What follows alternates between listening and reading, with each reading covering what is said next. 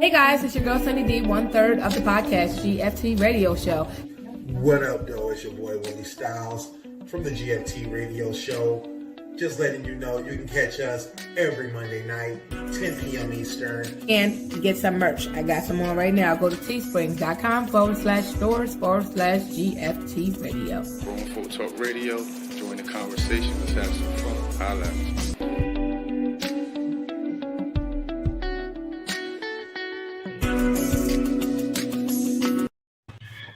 What up, though? It's your boy Willie Styles in the building.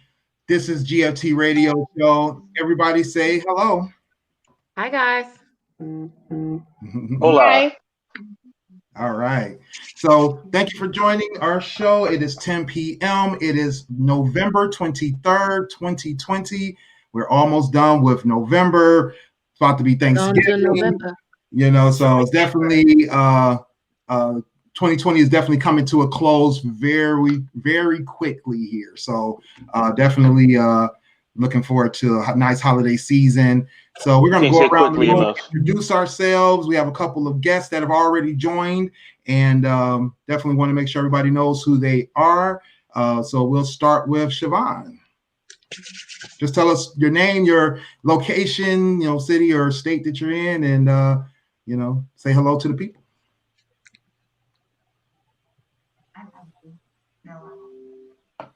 Oh, you there, Chevonne? Oh, there. Hi, my name is Chevonne Brawner, and I live in Fayetteville, Georgia. Fayetteville. I am a mother of 2 girls. Nice, nice. Thank you for joining, Chevonne. And next we have Miss Joi Jones.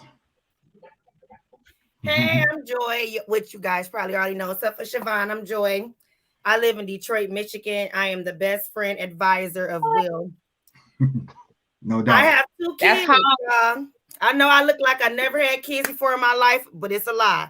I have a 21-year-old and a 13-year-old. So a 21-year-old. Wow. I got a 21-year-old son that lives on his own, that's doing real good for himself. Mm-hmm. Indeed, indeed. In Detroit. That's a lie. In the D. In the D. I'm one of them mamas used to pull up and stump them. Will, you better let them know. I'm no doubt. Ground, okay? That's where I'm from. That's where I'm from. I'm from the D. That's why I drink wine now, because I got to. Hold on, y'all want to single me out as the only Jersey person on here? Okay. Yeah. Indeed. Indeed. I'm going to empty now, so you can come visit anytime. Anytime. I can't go back there. It's too darn cold. You know what? Yeah, it's always cold in the D, that's for sure. Even in the summer when it's hot. Even in the summer, right? Even in the summer. And it's snowing here now, so which is crazy because don't do the D. Don't do the D. Don't do us. Don't do us. It's so cold. Isn't the song like somebody made a song called "It's So Cold in the D"? Oh yeah, T-Baby. I hate that song.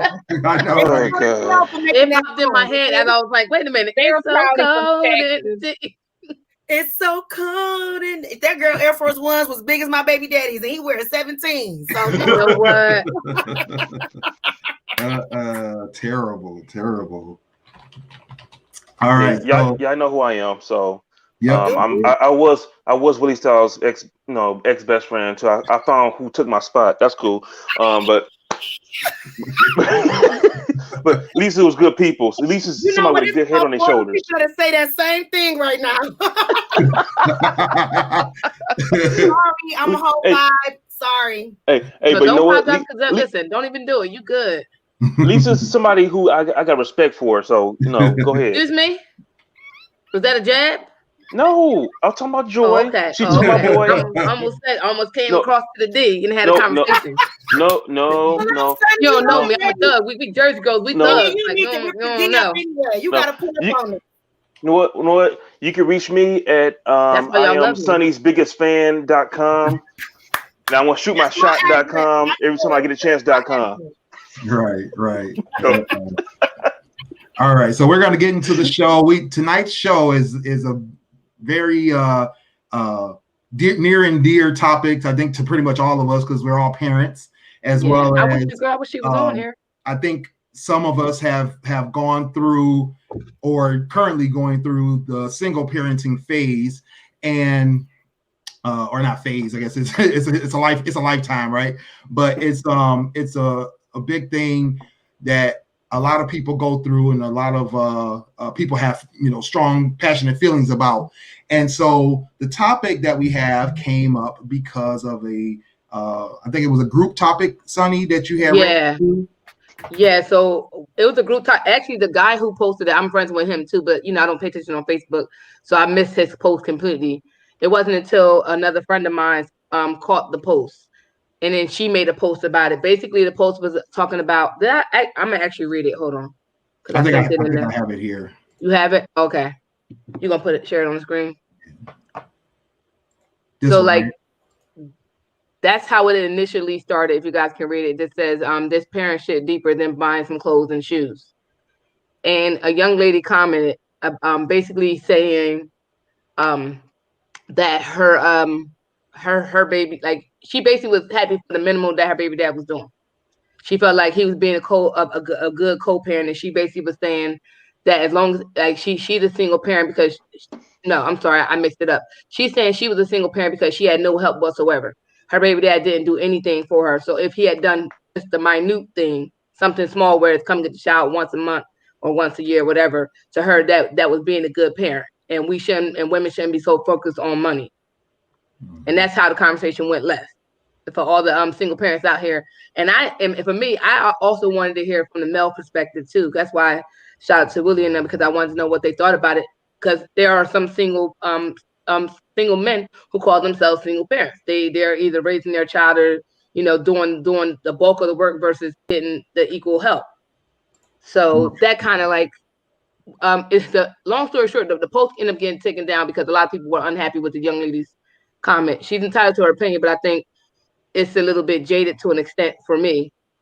And I kind of should look up her age just to kind of understand where she got that from. Yeah, that's important. Why she would think, or why would her thought process be that way?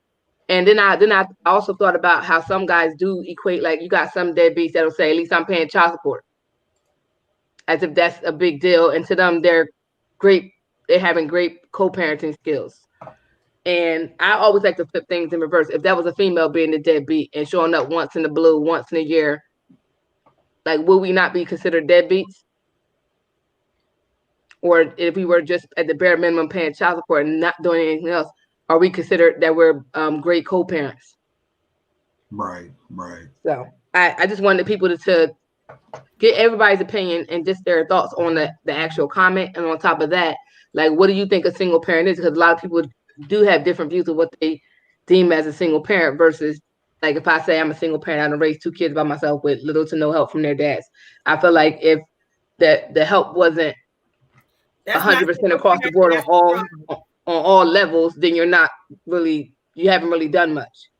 Like, if you can't tell me your child's favorite color, I think you might be a deadbeat. Like, or their favorite character, or their shoe size, or stuff like that. If you can't tell me what size your kid wearing, you got to ask me what size they're wearing. You're my co-parent. We have a problem, because that means you don't know your child. Right. All right. Well, let's start with that then. Let's start with what type of involvement do you determine is being, like you said, a deadbeat? What makes you a single parent because of some lack of involvement or some lack of parenting that your mate is doing? Sorry. Can y'all hear me? Yeah. Go ahead. I believe that each situation is unique to the individual. I was married to my kid's father for years, and he wasn't involved during our marriage. So even it depends on the situation. Now, fast forward, Jalen is now 13. He lives in Vegas with my ex-husband. And even though he wasn't the father I thought that he should be, now he's in position being a father that he's supposed to be to Jalen. Mm-hmm. And I deem myself as being a single parent because even though the father was there, he wasn't hands-on. As far as financials and stuff like that, I remember growing up, I don't remember what my dad bought me. I remember my experiences and what he taught me. So I was never, even though I could have been bitter about a lot of things, me keeping my kids away don't resolve our issues as grown adults. So parenting is all about the design that y'all create. It's not about deadbeat. Now you ain't gonna come here with no gym shoes every week or whatever that status referred to, because I didn't even buy my kids Jordans. I didn't let them play the video game during the week. It was just certain things I didn't allow my kids to do. And they excelled, academically because of that. I feel like an absent father completely, to me, is a deadbeat. Okay. I feel like if you haven't taught them no lessons, they don't know nothing about you. I can't teach Sean and Jalen how to be men. They have to identify with their father. I'm not a single father. I don't wish me happy Father's Day. I'm a great mother. That's it. I don't want to be associated with nothing else. And I know that I can't teach Sean and Jalen how to identify themselves as a man because I'm not one. So I guess every situation to me is unique and depends on the mindset of the people who's raising the child. True that. Chevonne, did you want to go next? Yes. With me, I have two daughters by two different guys. Neither one of them were a part of my daughter's lives. From when I told my oldest daughter's father I was pregnant, first thing he said, well, who's the daddy? Only guy I'd ever been with. He disappeared. Saw him when she was 2. He disappeared again. Had to go after him for child support. And the only time he ever paid child support is if they arrested him and put him in jail. So, but with my youngest daughter's father, when she was 9, he passed away. And that's when she started getting anything. And that came from Social Security. But he was never in her life. My oldest daughter is 29. And in her 29 years of life, she's probably seen her dad 10 times. Oh, wow. Yeah. So to me, having to make him pay something, I never kept her away from him. I've never dogged him, and I could have, but I didn't. I was there, and I was lucky because I had my family behind. So even as a single parent, I had support from my family, not him, not either of them. My daughters are 29 and 27. They're doing just fine. They have done things that their other children have never done. Right. Yeah, I think a lot of their kids have never been out of the state of Michigan. Yeah, both my daughters were born in Michigan, and their kids have been out of Michigan. My kids have traveled. Right. Yeah, I think a point you made a second ago about family support and having some kind of other support is important, because I think that helps a child have some balance when they don't have that balance at home from two parents, and it allows them to, see love from other sources versus, pretty much fending for themselves. Sunny, did you want to speak on the topic? Oh, I think we lost your audio. Oh, I think you just muted this one. Yeah, of course I muted myself. I don't even know why I did it. So my thoughts on this, on that, like, and I want to go to what Joi said about her basically, like, well, not her, you, but like you basically saying that it depends on the relationship that you have with that person. So for me, it's like, and when I compare my situation, so I'm gonna go to my actual biological dad. My dad was in my life up until I believe age 2, went to jail, came back out, got his now he has 4 kids by my mom, myself included. He came and got one child and left and went about his business, like he forgot about the girls. I kind of understand why he went and got my brother, because they needed to fix their relationship. But you had 3 girls in the household that you chose to dismiss and discard. Then you show up at one point during Mother's Day to give us money and this, that, and the third. So my relationship with my dad was like weird. So when he got out, I wanted him to come get us. He did. And then when I got into a jam, he stepped up more than anyone and allowed me to come stay with him. He built a bond with my daughter, but I wish he had built that with us, and he didn't. And even to this day, me and his conversations are very limited. I can't talk to him too long because then it starts to get real. He wants the shoulda, coulda, wouldas and all that, and it's like it's done. You have to move forward, and then until you're ready to move forward, we can't be nothing. Because I already understood that this is my childhood. You missed out on that because of your own actions. Nothing you can say that can excuse that. I'm not going to like cleanse you of that fact. You chose to do what you did to get locked up for as long as you did. So I'm not going to be okay with none of that. Whereas as an adult, I've tried, it didn't work out, whatever. I understand that he was a deadbeat dad to me. He could be a great grandfather to the kids. Fine. Now with my two kids, they have separate dads. My daughter's 18, and she basically, her relationship with her dad is like, I had to force it upon them after child support. And then he kept asking me how to fix it. And I said, I can't get you to fix it. You have to do it. You have to be consistent with her. She wants you to be there no matter how angry she is at you, because she's at this point, she's a teenager and you want to fix it now. And she's already gotten to her moves, went through junior high and went through whatever moves she went through, didn't have her dad there, blah, blah, blah. So now she's 18, not 18, but in her teenage years, and you want a relationship, and now she's angry. So of course, if I make her go with you, she's mad. You have to absolve all of that because you chose to not be in her life. You always had access to her and you didn't. And I consider him a deadbeat, even though he was there for his other kids before my daughter and the three after. He was a deadbeat to my daughter. There's no taking that from that. Unless, and at this point, if he's willing to fix their relationship as now she's an adult, they can do that. And if she feels like he's the best dad ever, that's up to her. But to me, he was a deadbeat. I took care of her. I took her for 18 years by myself. You popped in as you so choose.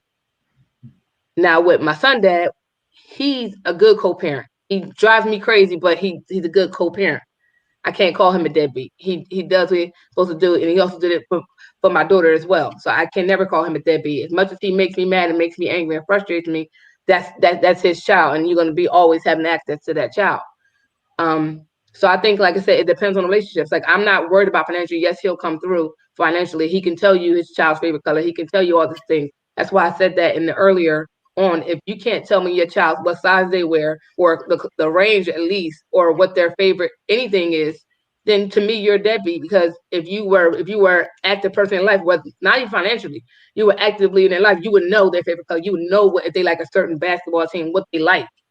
Right. Like you have to ask me and say, what should I get so and so for their birthday or for Christmas? You would know that. Right. Yeah.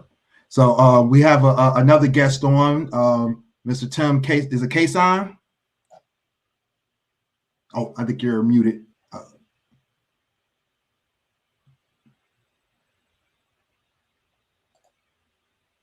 Nope, still can't hear you.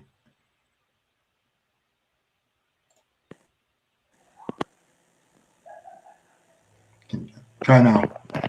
Nope, still can't hear you. All right, we'll come back to you, Tim.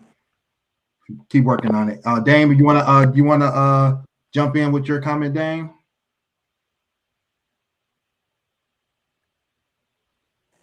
Is everybody muting? No, Dame's coming on. He's on. There you go. No, that was me. I was muted. Yeah, just because you give monetary donations to your baby mama or baby daddy for the offspring you created doesn't make you a parent. It makes you just a person who is a deadbeat parent who's giving monetary donations. Plain and simple. I mean, like Sonny said, if you can't tell what your son or daughter's favorite color, toy, action figure, whatever their hobbies are and interests are, you have no business calling yourself a co-parent or a parent. You are a deadbeat person. I mean, I'm fortunately, not fortunately, but my father died when I was 9. I had other male role models that stepped up. They didn't have to. Will's father, he lived 2 houses down, gave me sound advice and a butt kicking every once in a while when me and Willie got in trouble. my next door neighbor down the street, uncles, they stepped in. They were my step-in father when I didn't have one. So I was fortunate in that aspect. My heart goes out to people who are doing it by themselves, because you're the real MVP. Because my mother, even though we had all the support, she also had to do it by herself, try to figure things out on her own. And I'll feel real bad if something would happen to me or myself or my wife, because we got 3 kids, and I'll feel real bad, because that's a task within itself, because they are very young and they're not self-efficient like that right now. Right. So what do you think about, in terms of what the women have been saying, in terms of how the father's involvement or lack thereof? What do you think about that in terms of being a deadbeat? Do you see some validity in that, or do you? You asking me, or? Yeah. Yeah. To a certain degree, I do see some. I've seen both sides, because I got family members, real close family members, that are good fathers, that might have a bad woman who wants more and more and abuse the system to get more and more. I know, like, the system here in Michigan, even though the woman, the courts may award the woman such amount of money, they are taking more from the father and keeping a lot of the majority of the money, then just give a little portion to the said woman. And a lot of people don't know that, about that. Right. About friend of the court. Are you talking about the county, like the county, right? It's like they're on the public assistance? No, friends of the court. It's called friend of the court. They take a portion of the money. Oh, y'all have that? Oh, wow. Right. Yeah, we got. If they take, say you owe $500, they will give probably 150, maybe 200 to the mother and keep the rest for themselves. I know they do that for us for child support. So if you're on child support but you are on public assistance, they take a portion of your pay, and the mom probably only could get like $50. Something like that, yeah. Yeah.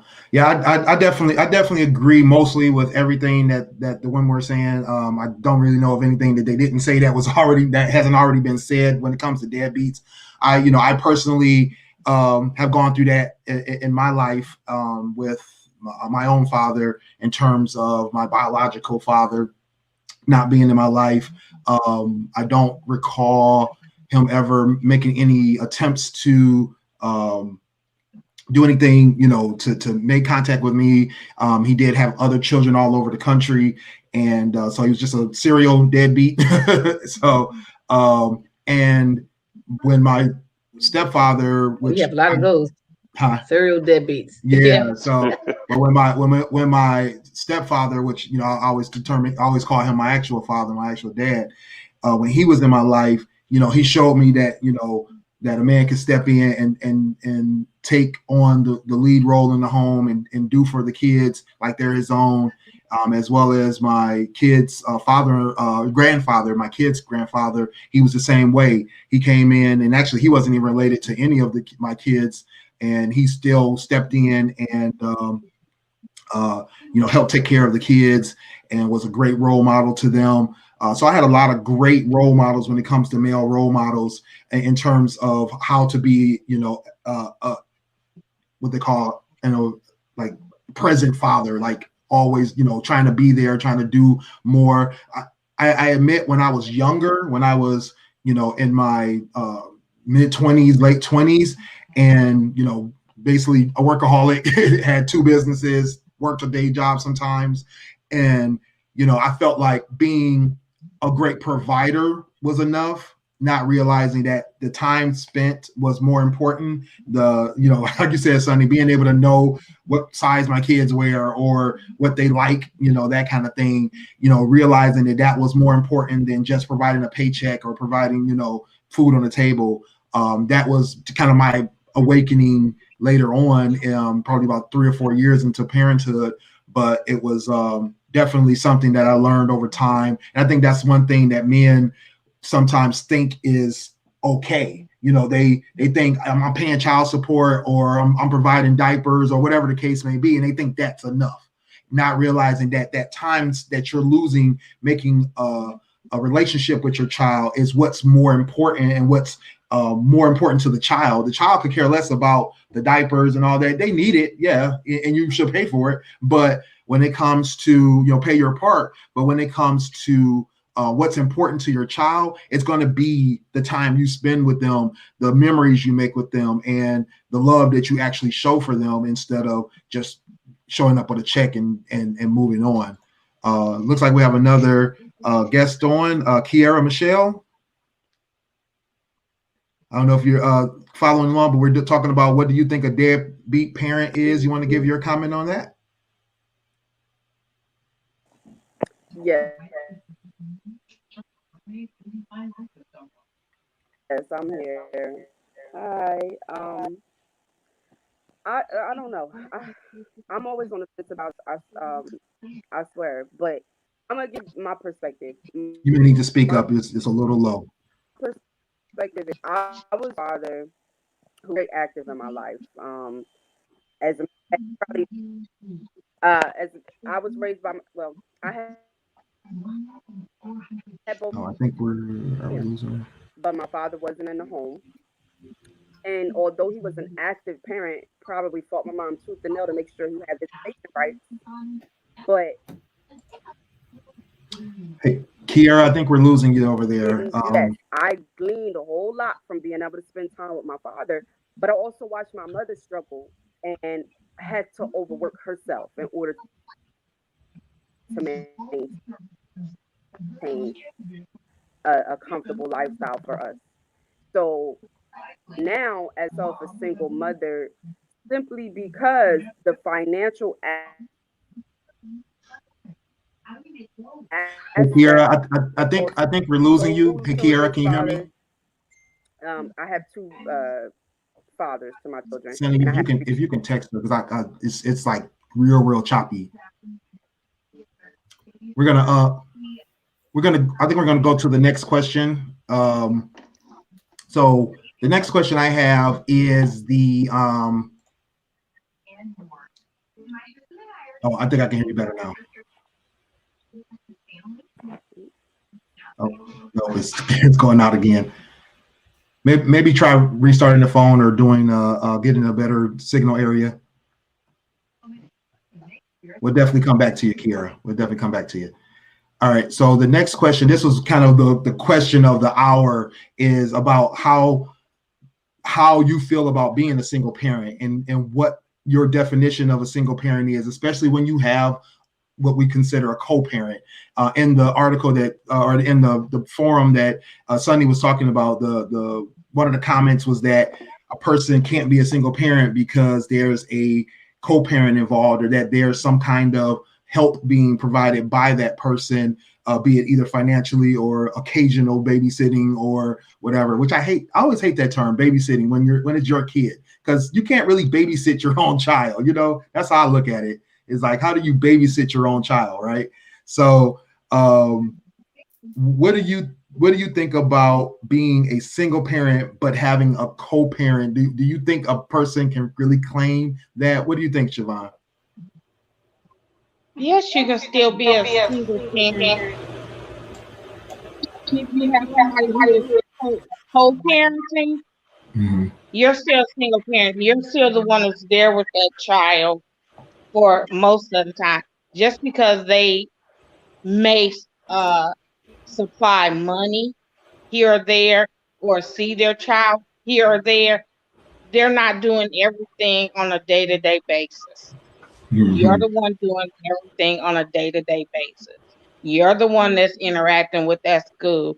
Just because they're giving you money doesn't make them anything more than that other person.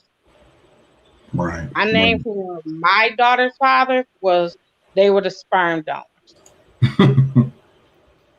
Who occasionally, with my oldest, who occasionally would come through with something, but it wasn't consistent. Nothing was ever consistent. Right. So co-parenting, to me, my definition of a co-parent is somebody who, if I need to not be at something, they're going to be showing up for it. If I have to work and they have that day off and it's something that child needs a parent to be at, they're going to be there. That's a co-parent. Money does not make you a co-parent. Buying this item or that item does not make you a co-parent. A co-parent is somebody who is going to step in when you can't. Right. I thought that. Can I add on to that, or like kind of disagree slightly, just a little bit? So, I'm all for the co-parent is somebody that can be there, actually be consistent. If we're gonna balance, like, so say we got the month planned out, the kids give out calendars of what's going on in their life for the whole month of the school year and what they want to go to and what they want to do. So we already set out that I can't be there, you need to be there. There's no me begging you, me trying to figure it out, maneuver without you. You should be there as a backup. I agree with that. Financially, I think that much people want to throw finances out the window. Shit costs. I just $10,000 on some college education for my daughter. I would have loved her dad to match that $5 with my $5 and made it $10.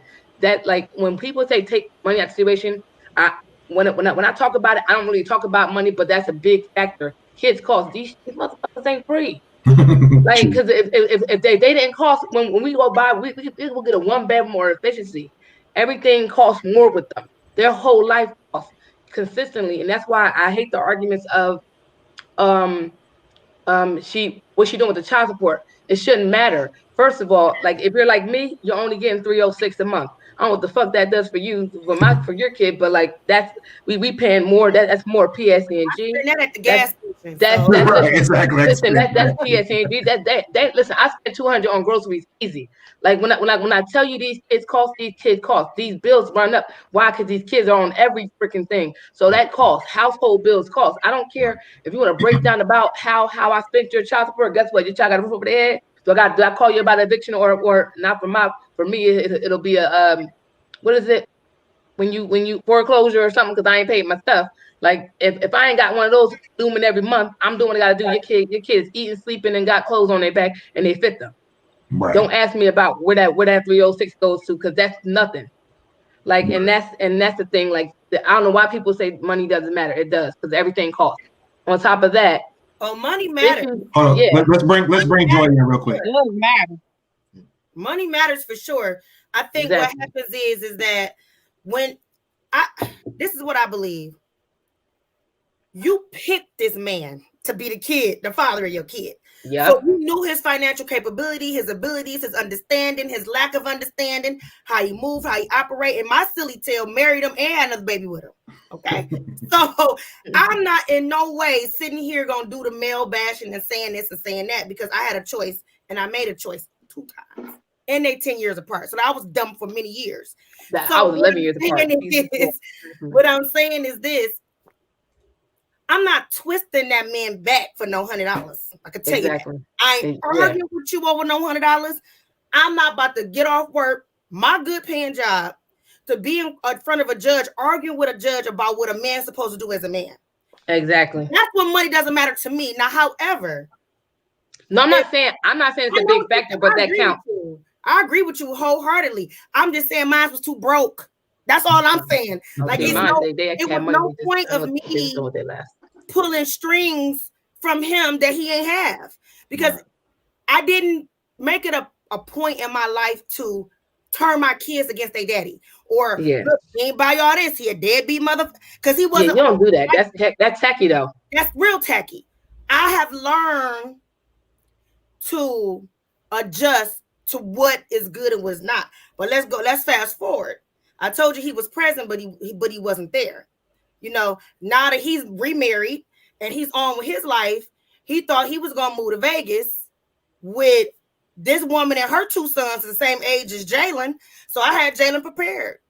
Jalen got to school June 15th. 2 years ago, I dropped Jalen off in Vegas June 17th. So we ain't doing that one. You're not about to go raise nobody else's kids without. And that's one thing I don't respect. If you ain't raising your own, like, you, and if you meet somebody that has kids and you want to play stepmom or stepdad, you need to be dad or mom to your own fucking kids. Like, I don't respect that. Don't play stepdad this one and then sit there And that's the conversation I had about, oh, I know my stepdaughter better than I know my own daughter, and they're the same age. Right, right. All right, you back, Keira? We got you this time? None of that. So we got her. Do we have you, Keira? She was trying to get into Vegas, no problems. No jet lag. Right. Your daddy said, "What up? We going." And that's the thing. I don't like, as much as I could say that how I feel about my kids' fathers. Like, I'm not with all that. Like, I remember one year my daughter's dad brought my daughter some Christmas gifts. He asked me what she wanted. I wrote him I had her write the list and I gave it to him. He still got whatever the hell he so chose to give her, and then gave her gifts that had her sister's names on it. Wow. And how do you explain to, I don't know how she was old that year, but she was like, Mom, how can this gift say so-and-so name on it? Terrible. Like, I can't, like, what would you like me to do with that? How I'm supposed to say, well, oh, sorry, I did. I said, sorry, it's an accident, baby. He might have mixed them. You know, it's Christmas time and so many gifts, they probably mixed them up. Like, that's what lie I had to tell her. But I'm telling him, like, no, you gotta do better. That could have been facts. That could have been and it could have been, but like, I talked to him, and oh yeah, was what it was. But I'm like I get it, whatever. You try. I'm on some, at least you try. And that's one thing. A lot of people I know in my life got mad because they didn't understand why I always made her available, even though he was never always available. And I said, because I'm never going to give him the chance that I ever denied him seeing his child. Every time I moved, he had the address, phone number where we could have a conversation, locate, come here, high fiver, whatever. Always. I got a question. Why people get mad and keep the kids? That's stupid. That is dumb. I don't got time for that. You don't want it. I'm not signing up for it either. You like, mad? You ain't about to throw that at me every month. I ain't want that baby anyway. I ain't with all that. Right. I ain't never got that in my life. I'm gonna get mad and keep them from you. Yeah. No, I ain't doing it. I told my son that I will pack my son's belongings and drop him where you at. Here you go. I mean, a lot of that is just trying to use it as leverage, right? But that's people that still are in their feelings. That's people that's in their feelings and that still want some relationship. Because you can't have a civilized conversation because your feelings are still involved with that person. You can't separate your feelings outside of your child. Well, let's go back to Shan's question earlier. She says, "My best friend." If a mother is active, I got a lot of best friends, y'all. Y'all gotta excuse me. I got my best friend on over here. I got my best friend down there. Okay. Let's be cool. Okay, we cool. You ain't got a lot. Slow down with that tongue. You was getting too slick. This question had me thinking though. So Shan says, if the mother is actively keeping the father away from the child's life, and the father gives up and stops pushing to be involved, is the father still a deadbeat? Can I answer this? I had a conversation with somebody about this particular situation. I have a conversation with, first of all, I have, most of my friends are males. As you can see, my podcast panel, most of them are dudes. It's just me. I'm your friend, Sonny. No, you are too, but I'm saying before that they see me with Clint and Willie every day, and then me, Clint, Willie, and Dame, right? So I hang around a lot of dudes.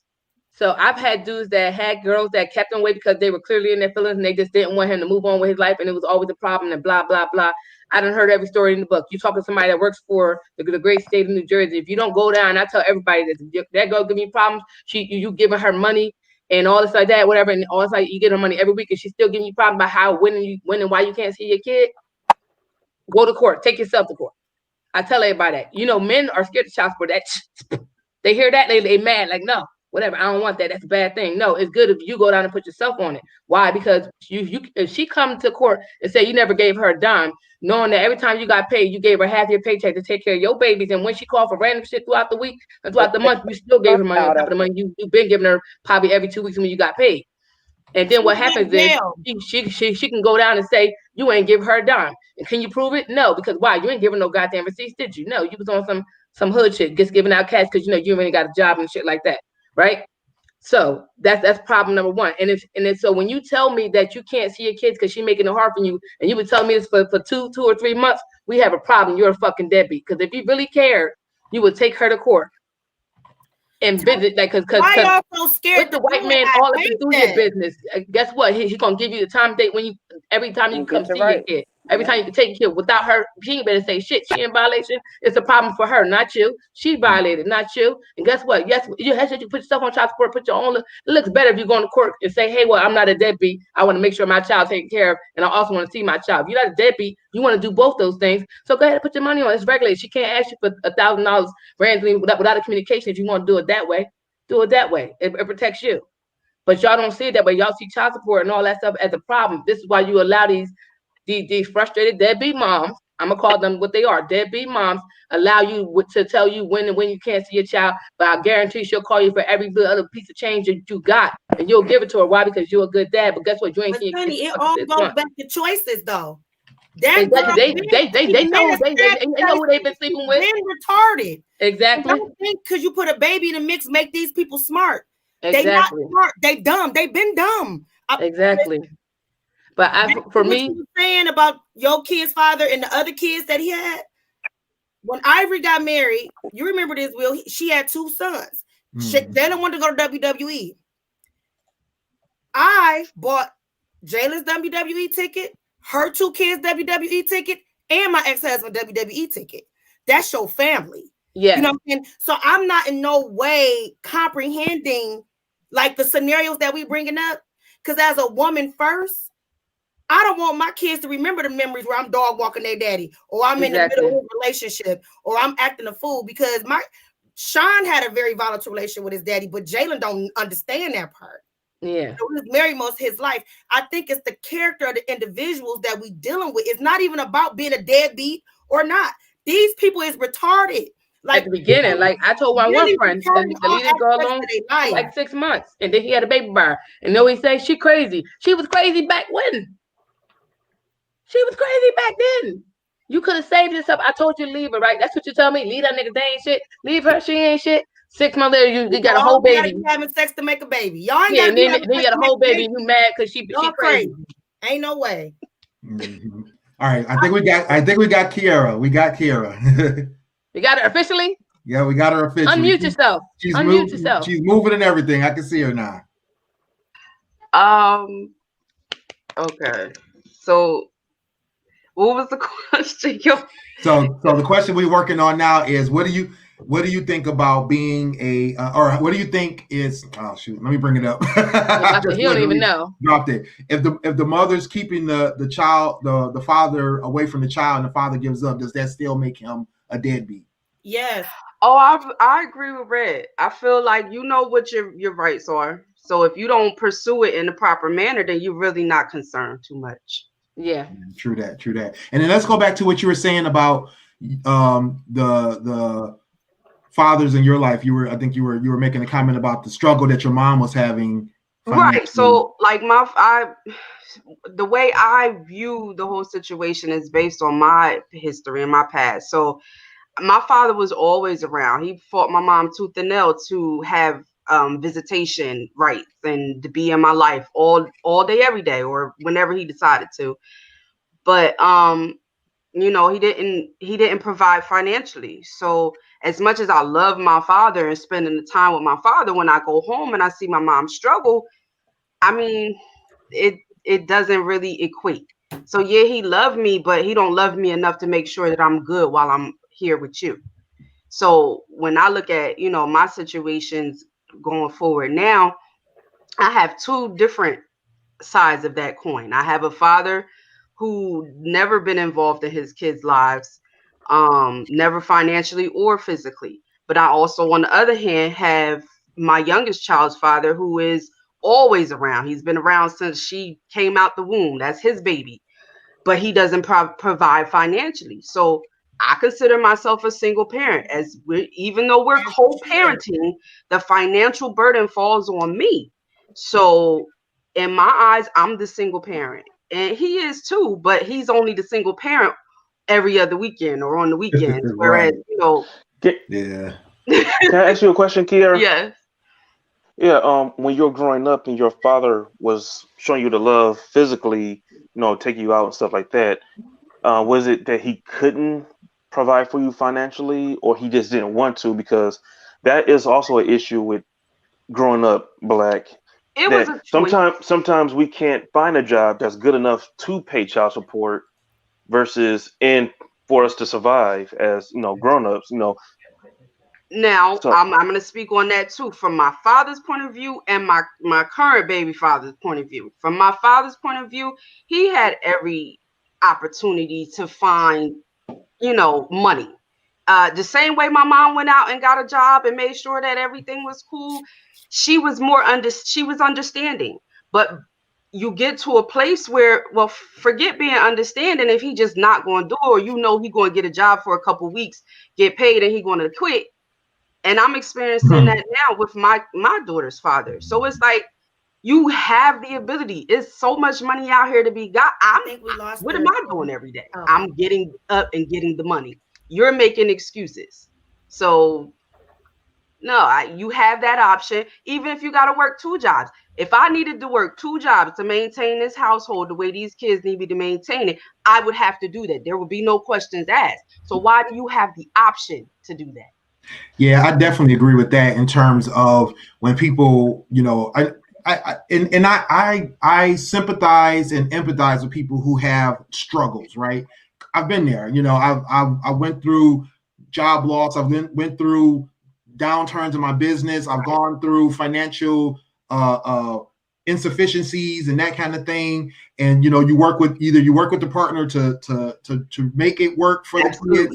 But then you try your best to do better, like you said, but like in my situation, and Joy will definitely contest to this. And this is, when you mentioned the whole thing about being a single parent when it's on your time, I've gone through that period in my life where I felt like I was a single parent because their mother wasn't around, because but financially she was there. She was providing for the home. She was doing, she was working, but she worked all the time, or was doing other extracurricular activities where I had to step in and I had to take care of the kids, and like I said, that came from my growth as a father or as a parent, where I learned spending time was more important than money.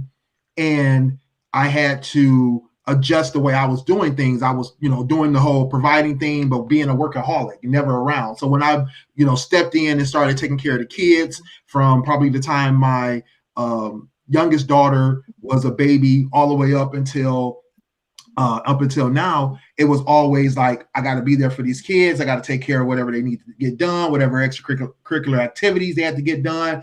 And, I think that some people would say, well, you had a wife and she was, there, and she worked and she was providing financial stability, and I was working, I had a business and all that kind of stuff. And we were both putting in on different bills or whatever. But the thing is that I still had to, I think Chevonne mentioned it earlier. If there was an activity needed to be done, I had to make sure it was taken care of. There was no asking her to do it. She was not available, or she didn't have time, or she was tired, whatever the case may be. Now, did I allow that? Did I, what's the word I'm looking for, Joy? Did I enable? Thank you, Dame. Did I enable that? Yeah, I probably enabled it a lot of times. And rightfully so, because I kind of felt like, okay, hey, you're doing this, I'll take care of this. Right. But, when it came down to, outside of semantics, when it came down to spending that time, I was the backbone and I was the basis for their stability. Making sure that they had things taken care of and all that kind of stuff. And like you said, Keira, when she did make some time or did have some time, then she was there, and she would do her part. And then I would be like, I'm about to go skate off and do what I can do, to get a break, because it was stressful, so I definitely sympathize. I mean, I watched it with my own mother. I watched it with my own aunts and grandmothers and grand aunts and that kind of thing, being single mothers. So I definitely sympathize and empathize with them, because I can see the stress that puts you under when that no matter what, you got to do whatever you got to do for these kids, but as a co-parent now, their mother is very available, very involved, and it's a true partnership, Right. I'm there. And I think that's where we just need to come to that conclusion. Like, all right, if you can't do this, do that. If I can't do this, you do that. Right. So if you get that balance, but it has to be a balance. It has to be consistent. One person can't be holding more weight than the other person. Either way you look at it, whether it's financial or spending the time. Like I'm gonna tell you, like I said, my youngest daughter father, he's great when it comes to spending the time with her, but he only thinks that he needs to provide for her when she's with him, and that's not right. It's not how you're supposed to think about things. She has to live 5 other days of the week. You know what I'm saying? So I'm just all for some type of balance. Let's make it a partnership. Tell me what you can and cannot do. Don't make it seem like I'm asking you for too much because we both made this child. Indeed. So can I say something? I want to go back to what Kiara said about watching her mom struggle and stuff like that. Yes, that is a extreme burden. My kids watch me struggle. My boys watch me struggle.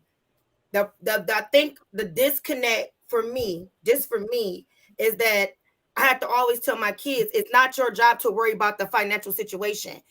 And even if your dad is not meeting me the whole way or halfway or anything like that, my prayer was always that God give me the resources I need to raise these kids by all means, because I can't, my mental and how I'm designed, I'm not arguing with you all day about something. That child. Absolutely. Yes, that's how I am. I don't have the energy to say, oh, he didn't pay for that doctor bill. Oh, he didn't do this. Oh, he didn't do that. But what it did was it exposed him to his own kids. I never had to, go back. Your daddy. It's funny that you said that because when your kids live in it, and I think that in our society as Black women, the burden has been placed on us years ago. Prior to this is generational. This is not the fight that we're having currently right now. It's generational, and like Shan said, it's the mentality of the generation. This is generational, and we have been in some way, in some mind, in some Black men's mind that it is our job to place that on our back. My ex-mother-in-law told me that. I remember having a conversation with her one day, and Will can attest to this. She said, that's your job as a wife. I said, so what's your son's job as a husband? If I'm providing, bringing home the bacon, I've always had 2 jobs. I always own my own business.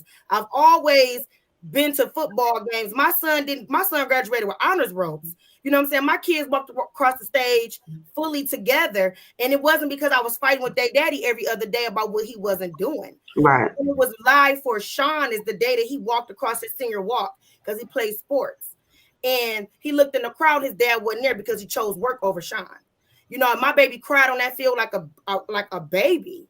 A baby. Those are the moments I can't explain for him. Right. Those are the moments, but I would never in my life, even now, fast forward, he's in Vegas and he always gonna secure him a place to stay. Let's be clear on that. So he's in Vegas with his new family. Before he left, I said this to him because I'm thinking beyond just myself and how I personally feel about raising my kids. I had babies, stay my responsibility. That's how I feel.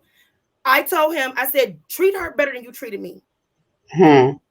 When and it's funny that you said that. Here, please do better. Be a better man. Be a provider, because I get gratification seeing you being better over here than you were with me. Because at the end of the day, it ain't about me. It's about them babies. He told me, Joy, you gave me another opportunity to get it right with Jalen. You messed up 4 times before Jalen, but my thing is, I'm not holding no redemption over you. I'm not your judge or your keeper. You gotta deal with them demons. And as he do, and as he should. You know what I'm saying? I don't have the mental capacity. And I'm not saying I'm just this strong Black woman. I had many a nights when I cried. I had many a nights when Will had to step in and be the father to Sean and Jalen. Many a nights that I had to have other resources. But my mental capacity, because I've been a mother since I was 16 years old. So my mental capacity to argue with a man about a man's responsibility is done for me. I don't got no conversation for you for that. No, but that's funny you said that too. Because you got to deal with that babies. You got to look them kids in that face, not me. When it's all said and done, and they do not say daddy when I was 33. I met my real father when I was 33 years old, and I told him, you were never supposed to be a part of my life because you would have messed up my journey. God gave me a father. He gave me other resources that I needed. I think sometimes we harp on the fact that it's our biological father. He got to be there. He got to be there. Fuck him. Fuck him. If he ain't doing That's how I feel. Right. God gave me, I got a dope dad. Listen, when I got pregnant with Sean, I hear from my daddy for 7 months. My daddy ain't drove a car and it's like he walked up on me. That's what daddies do. You know what I'm saying? So I got the luxury of being loved by a man. And my kids did too. My ex after that was very involved in my kids. You know what I'm saying? Even though our relationship ended, he still tried and he was there for every last event. What I'm saying is sometimes that person ain't supposed to be a part of the story. That's all I'm saying. Yeah, I just find it funny that you said that one thing about how you don't do all the rah-rah shit. That's my daughter's dad came to me one time. Now. No, because I'm drinking wine. I'm calm now, girl. Oh. Nah, but my daughter's dad actually had a conversation with me one day at my old place. He was like, why you never yell at me? Why you never popped up in my house? Like, why you never did the stuff that crazy baby mothers do? And like I literally, like I got into an argument with this man.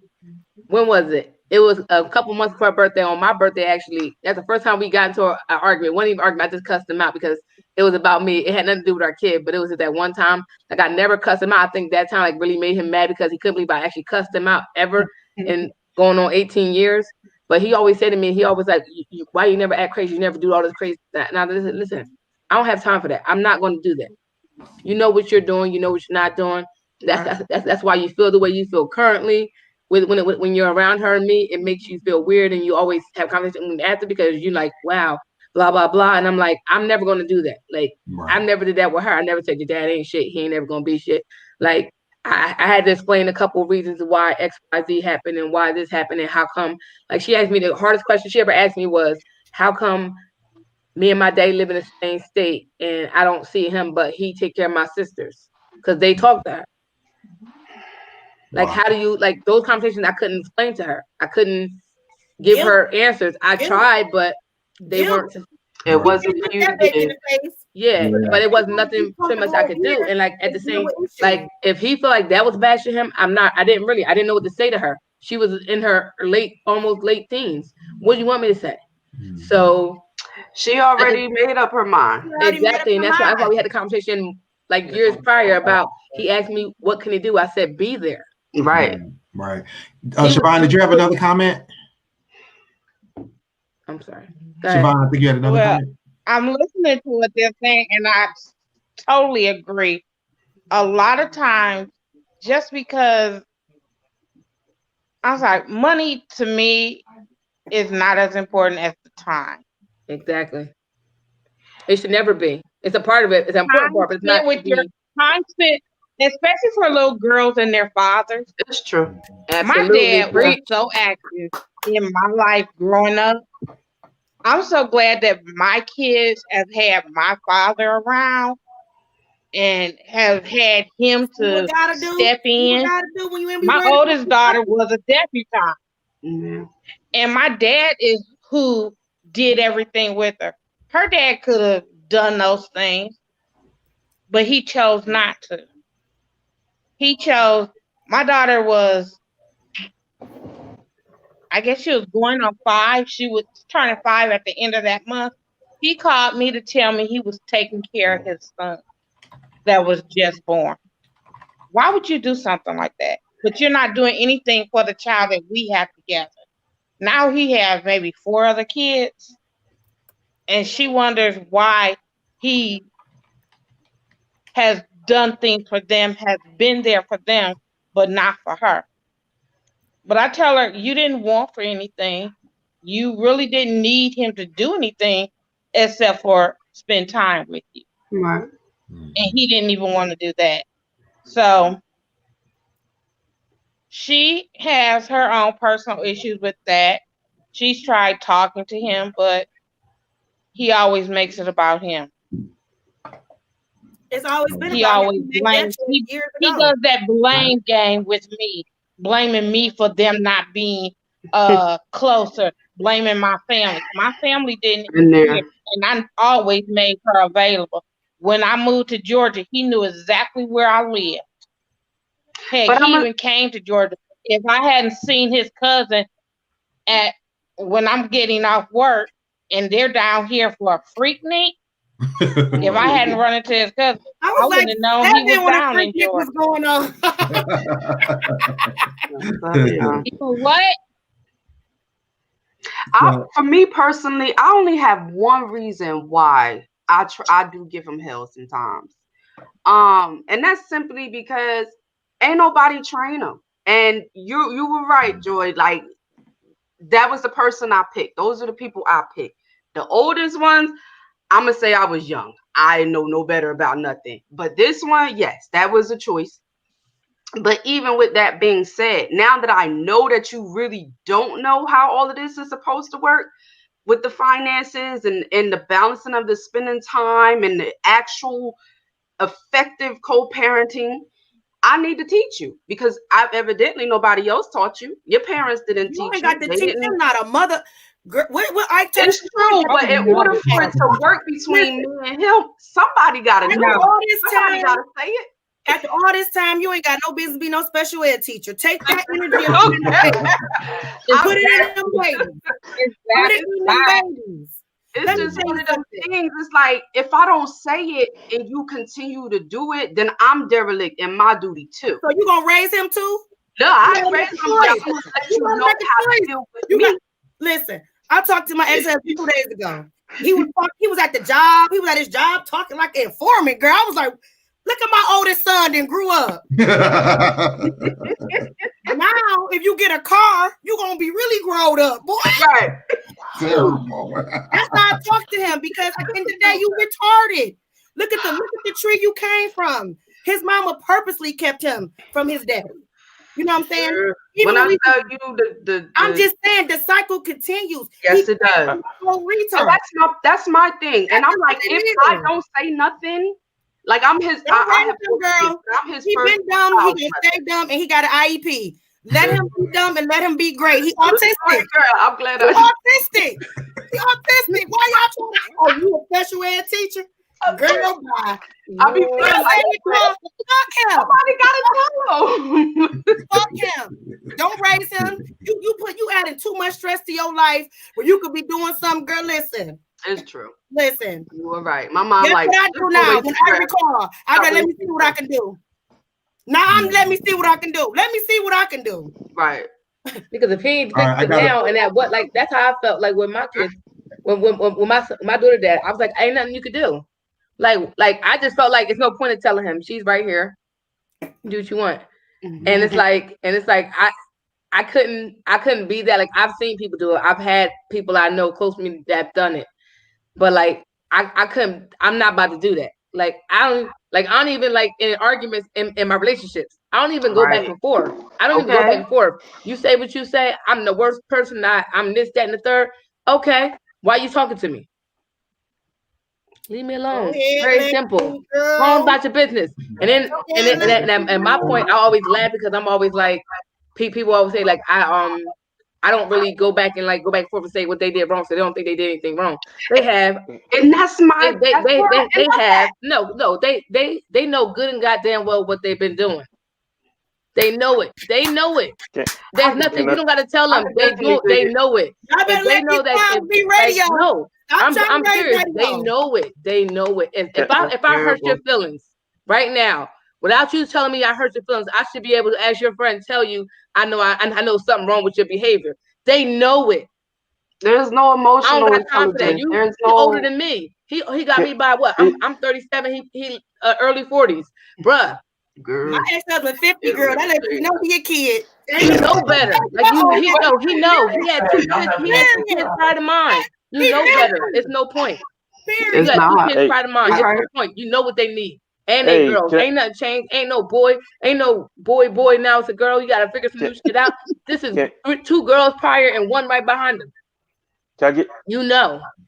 Go ahead, Dan. Can I get something? My father died when I was 9. I said that before. I remember distinctly my mother crying a couple of nights. No, missing my father, missing that support. My father worked at Chrysler for X amount of years. I was getting the benefits, after he passed away. But my mother let me know early on, I'm using the money that you're getting from your father to pay bills. to help support this house so we can have a roof over our head, food in our stomachs, and clothes on our backs. Right. At an early age, I understood what she was doing, so I didn't have no gripes. And I see what mothers go through now. I'm like, I wish they had it just as easy financially. Second, this Lexi Flint, that is Willie Styles' ex. No, that's the mother of his kids. And what she says here is really grown up. I wish I could be grown up like her one day. Giving him a shout out, about him being a good father, because he stepped in to other kids that she had prior to her other relationships. Which I'm like, man, he's a good one. He stepped in with a lot of best friend. Y'all better get y'all one. He stepped in where a stepfather. I'm sorry. Normally wouldn't do that. Where a lot of fathers wouldn't step in.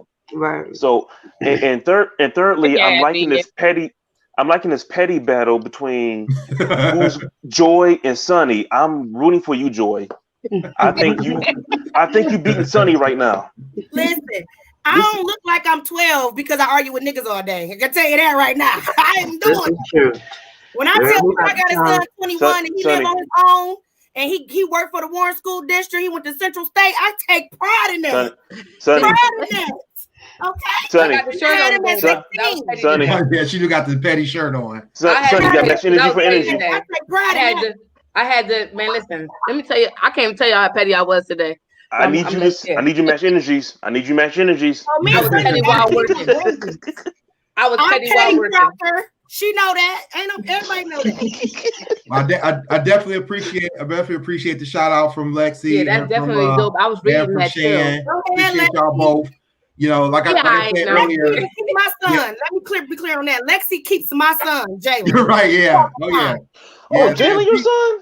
Like I said, my ex-wife is an amazing mother. She's definitely stepped up and done everything she wants to do with these kids. She makes time. She definitely values keep them while really takes over the job, especially now. She's definitely, she's definitely a good one because she's even taking promotions, but still don't let them take her time up.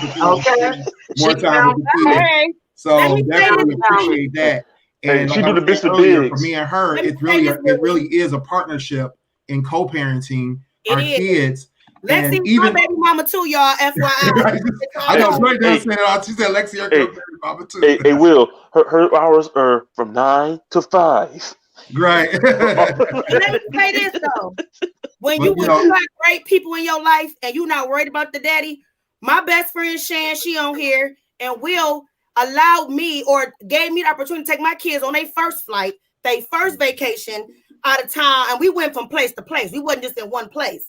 So it's just memories like that they never had with their dad. I remember we was walking through the gates of Legoland, and remember the guy was like, "Go with your father." Jalen was like, "My daddy here." We was like, "You daddy in here.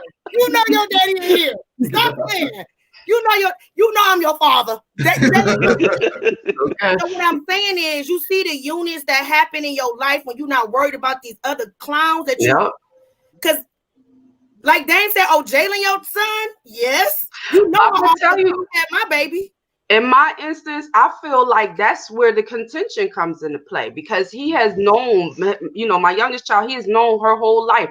My support system, my village is strong. They don't play no games about us, so I don't have to worry about nothing. He never even thought he was reaping the benefits of that same support system, but he didn't want it.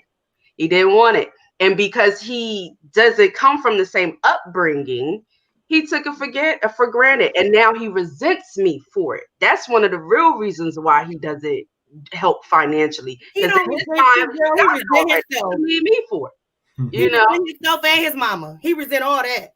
Because ain't nobody never taught nothing. It's true. Ain't got nothing to do with you. Let him be resentful and mad like a how you gonna be a mad baby mama when you ain't took care of you a baby mama? Okay. Let him be. Listen. Let him be. I'm trying to tell y'all. But we resign ourselves. And this is the reason why it's a debate, because at this point, we all just need to get on the same page. Like, what are we doing here as a Black community? If we don't get it together, the kids suffering. They all suffering. Can I ask you a question though? Why his homeboys don't hold him accountable? Why my ex-husband homeboys don't hold him accountable? Question. Mic drop. At this point, they don't want that. All right. Let me answer that. I don't even hang out with deadbeats. Deadbeats, deadbeat niggas. None of that. Women. Right. So I have to. So I have two weird things with that. So one thing is, like Joi just said, I've never been a deadbeat, never been, I had my small time at the beginning of like when me and Lexi at first got married, actually just before we got married, but we first got together, I was, like I said, I was a financial father, right? I was there to just to provide, that's it. So, I learned early on to get it together. I got a couple of friends that are great fathers, but like I got a friend that's probably was only in his daughter's life for the first few years, and then just like what Shan was saying earlier, he gave up, and he never really got it together with his daughter. He has all these other kids that he takes care of, but the one daughter he doesn't. And me and him are great friends. And the biggest thing for me was having that conversation with him, like, look, you need to do XYZ to make things right with your daughter. Stop worrying about the relationship you have with her mother or the relationship you have with her family, and get yourself together, or get that relationship together for her. And the thing is that if you don't do that, you're going to ruin that relationship, or you're going to ruin that opportunity to have a relationship with someone that you produced, someone that is maybe even the spitting image of you. But the thing is that relationship is hindered because you're holding a grudge against either her mother or her family or whatever the case may be, instead of realizing that this relationship has to do only with you and your child. It has nothing to do with all these other outside factors. It has nothing to do with money. It has nothing to do with who called you what or who did what to you. Stop holding those grudges against your child, because that's what you're doing. You're holding those grudges against your child. Actually, that's that child. Now, I probably did that and had those conversations with him, which only did partial good because he hard-headed, wants to do it his own way. Only probably because I had a really good relationship with him, and I also had a stake in the daughter.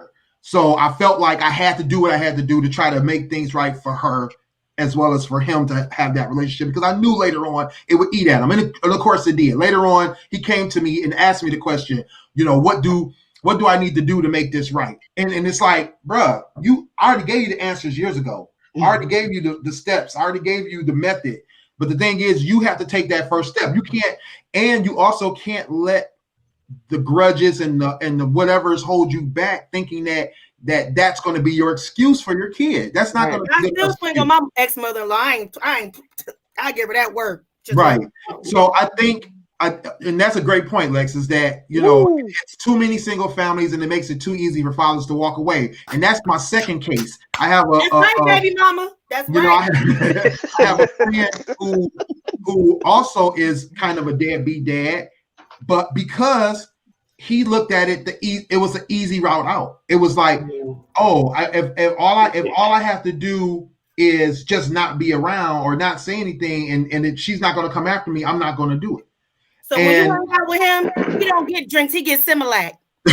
Well, my thing is, he don't get drinks; he get Pedialyte. It's like I've never really held him accountable to that, because I that mindset. I'm like, I'm not going to get past that mindset. I kind of like already know. But then also, I think it's the stake. I don't have the stake in it. I don't have a stake in him. He's not a great friend to me. I'm not a great friend for him. I don't support him in anything. He doesn't support me in anything. We cool, but and I think that's one of the issues, is that guys, most of the time, we either are too uncomfortable with the conversation with that person, or we already feel like it's a dead conversation. You can recognize. You, huh? You should bring him over one day. I'm feeling uncomfortable. And that's the thing is that I think sometimes people, you recognize the people, or you recognize people's mentality, their heart. You recognize what's and who's going to be receptive to it. Yeah. How's that your friend if he's not receptive? How's that your friend if you taking your kids on vacations and you doing it? Only invite him to family events. Right. I'm petty times 20. Bring all your kids. Bring all your kids. No, just invite him. And he see you playing with your kids. You be all extra though, playing with your kids stuff. Y'all making boxes. Make him uncomfortable. He would never come around again. I actually have a family member who actually gave up his parental rights to his kids, but he was raising somebody else's kids. Yeah. That's that crack. That's that meth. That's crack and meth. That's super problematic because it happens a lot. Like, what the hell are you doing? So you're gonna say, I'm not gonna raise this one. I'm sorry. Crack, y'all. Two. I don't want nothing. And gonna raise somebody else? That's crazy. Yeah, but anyway, it's very awkward because I went to her prom, his daughter's prom. Prom date came over to the house, blah blah blah, and somebody asked me, "Hey, call this individual." I was about to say who it is. Call this individual. They ain't like to be putting people on blast. I said my ancestors' name 6 times. I have no respect for this person, so it's very close. He needs to be on blast. Hold on, what? Hold on, I gotta get some tea. Should I go get a drink before y'all fill this tea? I'm not gonna call my brother out. I mean, call this person out on. Give us my brother. So he said his brother. So he said, your brother? Call this person and have him talk to his daughter. The girl was at his house. We ain't talking about family members. She be at the house unless you were family. He didn't say his daughter friend or nothing. You were closer call to this her person than her was. And have him talk to his daughter on her prom day. She said, "Never call me again." Yeah, it'd be like that, and that's the thing. My daughter dad didn't show up for graduation after she invited him, and he like, I ain't know if y'all gonna come because I cussed him out on birthday because he called and started some mess, and I finally told him by himself, and he tried to be a proud dad, and I had to tell him where he was. But that's that's because he started with me, and I just ain't had time that day. And I finally told him everything. I told him everything I felt in that conversation. You should have left me the fuck alone. I'm Taurus. Don't show me that red flag and then I come charging you like, whoa, what you doing? Right. Listen, show up to my house if you want to and see how it work out for you. Jesus, you gonna call the cops? No, I ain't gonna call no cops.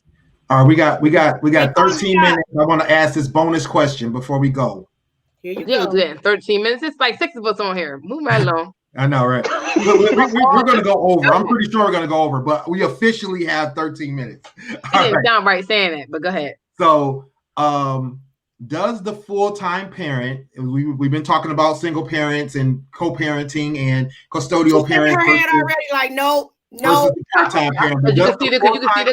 Make all the rules, including what the other parent does at home. Nah. And the reason this question came up. So the reason I'm gonna let Chevonne go first. She got her head shaking. You're like, no, she didn't say the question. She got tricked. So this question came up because there was hold on one second. So there was a forum I was in, and they posted this text message exchange. The mother, who's the full-time parent, tells the baby daddy, she don't want her. I'm dropping the kid off. I'm dropping the kid off on blah blah blah day.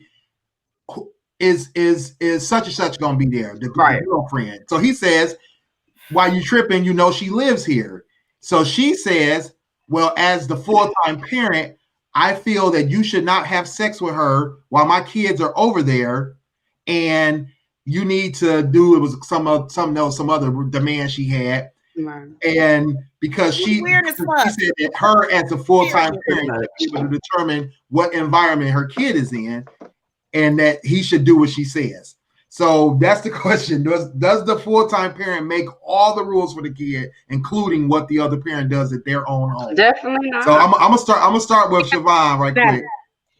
All right, go ahead, Chevonne. What he does in his home Right. That's his home. When his child comes to his house, that child is under his roof, not hers. Boom, boom. Not, no. She can't tell him who can be in his house. If the woman lives with him, okay, that's who he chose. Don't be mad because you're not his choice. Right. He was banging her in that house. Right. How do you think the child got here? How about that? Yeah. That's the only reason why I'm mad. Right. Go ahead, Joy. What's your comment? Let me say this. How you gonna be concerned about a whole nother household? You weird as fuck. Like that's like you just weird. Like going back to radio and having an IEP and being retarded is how people do the IEP. I'm just trying to understand how you gonna tell this man how he can have because you remember how he used to have sex with you and y'all was ignorant and the kids heard it. You don't want him hearing that with the other girl. Listen, at the end of the day, ma'am. That's his business. If you don't go get you some help, he might not be as loud as you. Right, exactly. Listen, if you don't go get you some help and find you a man, what man is dating these bitter women though? Like I would be really concerned dating a man that's concerned about what his baby mama doing all the time. All the time. Exactly. I would be concerned. You should be concerned with me. There's some feelings that's unresolved there. What Red did today, fuck Red. Hey, whoa! That's her baby daddy. That's her baby daddy's nickname too. That's my nickname. It's not. It ain't me. True. I'm just saying that's my baby daddy nickname or whatever. But what I'm saying is he wasn't popping. He ain't popping now. I know he ain't popping shit. So go kids, have fun. Y'all got 7 minutes of downtime. That's all I'm saying. Go ahead, Keira. What's your comment? 7 minutes of downtime. Go play your game. That's all I'm saying. The funny thing about that exchange, though, in that she has a man who lived with her. Mm-hmm. How you gonna tell this man what to do in his home while you got somebody laid up with you? Her man got batteries. Her man got batteries. Oh no. Because seriously, she's bitter about something, and it's probably that part. Exactly. Yeah. So no, you don't have no control about what's going on over there. The only thing that you can hope and you can pray for is that they are being responsible and your child is not being harmed in any type of way. They only want to bring a certain type of people around your child. But other than that, hey, he got to speak to that. If he's doing something wrong, he got to speak to that. If I'm over here doing something wrong, I have to speak to that. He can't tell me what to do over here neither. Ain't nothing like your kids catching you either. That's some shit you got to deal with, baby. Right. I'm just like, why you legs up so high? Like, see what happened was I was praying to Jesus. I don't know. What's your comment? I don't know. My take on that is same thing. Like, I don't really care what you're doing. If I feel like if I feel like my child's in a harmful situation, you put them in a harmful situation, yes, we're going to have a conversation about that. Absolutely. So my child comes there, this riffraff was not like, say if we fucking ain't shit niggas, people fucking ain't shit niggas. Well, if he's a drug dealer, you know his house is where he sells drugs at. You homeless, live with this man, knowing that he been selling drugs out of his house. Right. You break up after y'all have a kid, you move out, and that's what he's still going to do. Sell drugs out of his house and have bitches there. You really can't. Like, you knew what you were walking into. You had to chop it up and weigh some pills. I know that. You just need to be mindful, and you need to make sure that none of that stuff is involved in my child. Right. Same way, like you just have to have that faith that co-parent is doing the same thing you would do. Right. You guys are on the same page about what works for your child. So all that who's spending the night and all that hoopla, now I don't give a damn about none of that. Go ahead, Dame. What's your comment? Got bed bugs. That's a concern. Exactly. They got roaches. You got bed bugs or roaches. Only him bring them back to my house. I need to know what I need to do windows. before he come laying in the bed with a roach. I don't got bed bugs, roaches. I don't play them games. Don't. Right. Just do right. That's all I ask. Just do right. Go ahead, Dame. Maybe in no harm's way.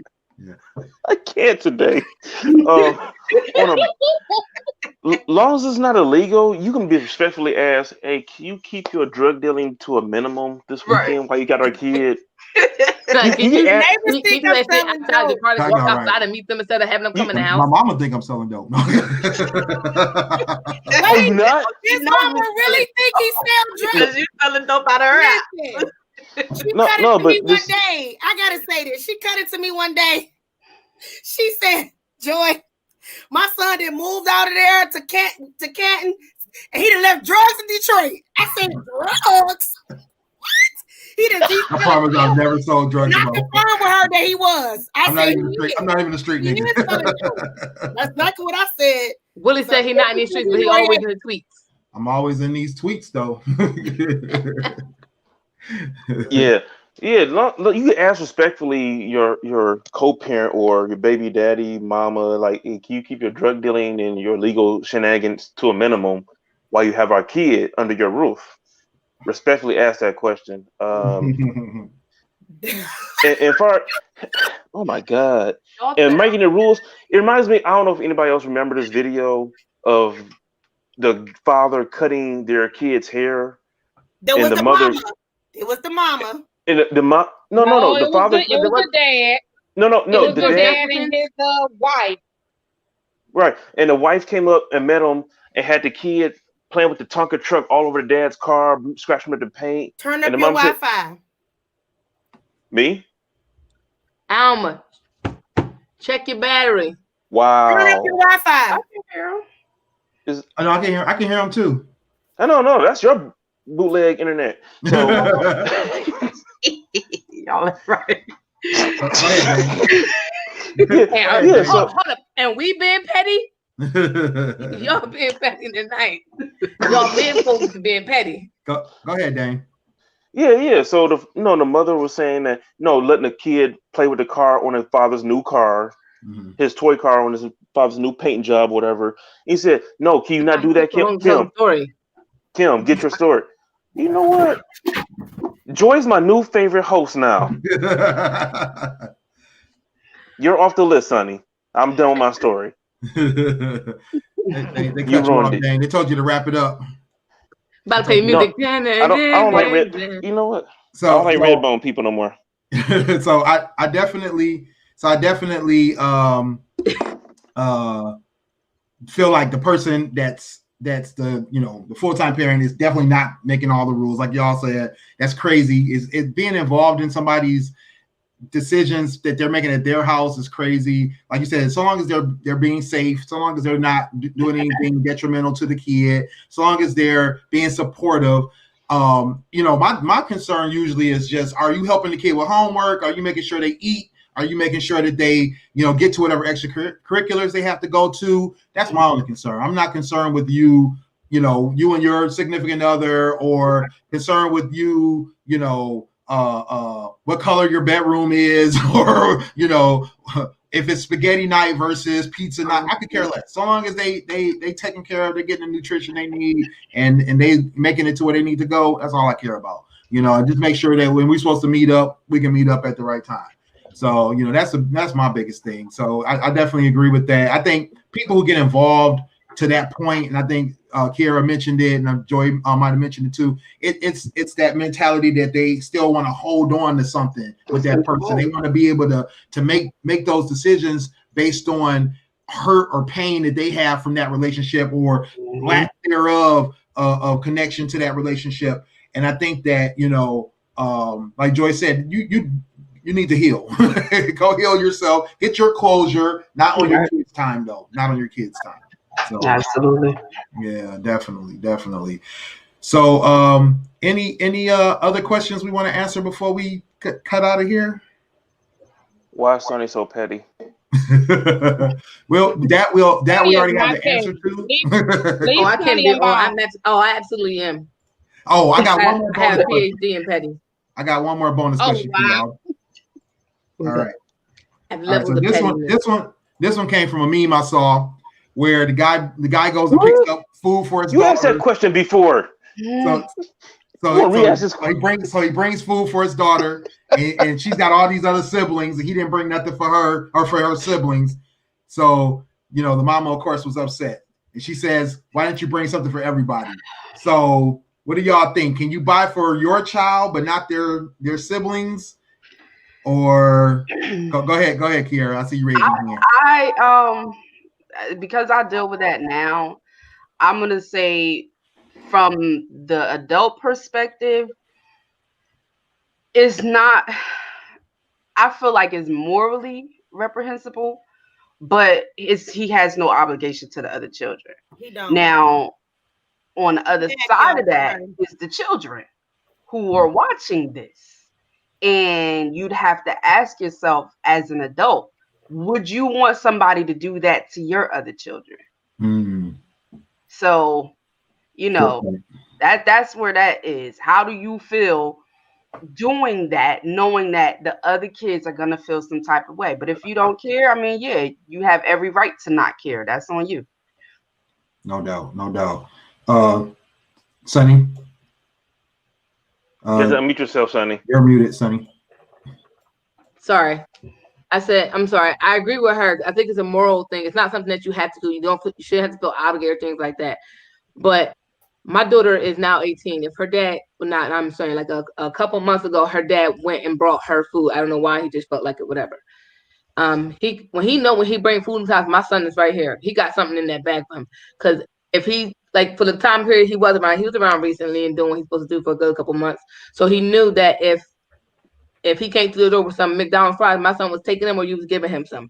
So you come in here with that, and you come to sit with her. He coming like, what you got in the bag for me? Right. It's in the same way with reverse. My son's dad, he was here before he met me when my daughter was 5. He's been there. Right. And so there's no way he would come through with something for my son and not have something for her. Anytime a gift was given, she had one too. And that's basically because, like I said, he's been around her since he was 5. Have he chose not to? And even currently, even though we're not on speaker terms, them two can have a conversation. It's nothing to do with me. Right. Like, he's basically been around for her whole life. Can tell you what she likes.